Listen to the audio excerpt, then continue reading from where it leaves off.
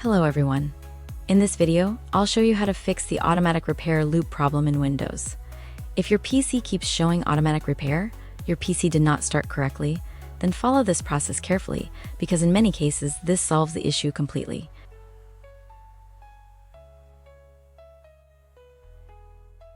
When that screen appears, you will see Advanced Options. Click Advanced Options.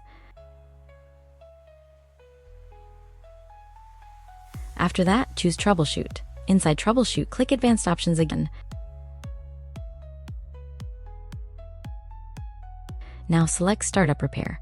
Windows will begin diagnosing your PC. At this stage, the system checks startup files, disk status, and boot-related errors.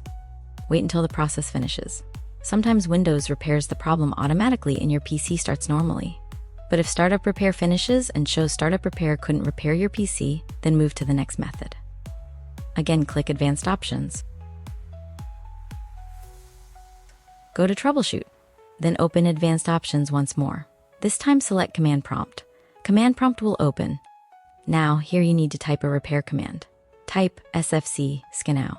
Make sure there is a space after sfc, then type / and scannow exactly. After typing the command, press Enter. Windows will now begin scanning system files. This process checks whether any important Windows files are corrupted. It may take several minutes, so wait until it reaches 100%. Once the scan completes, Windows will automatically repair any corrupted files it finds.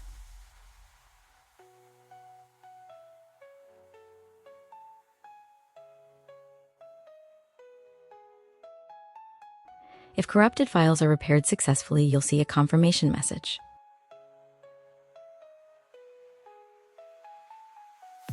After that, type Exit. Then press Enter. This closes Command Prompt.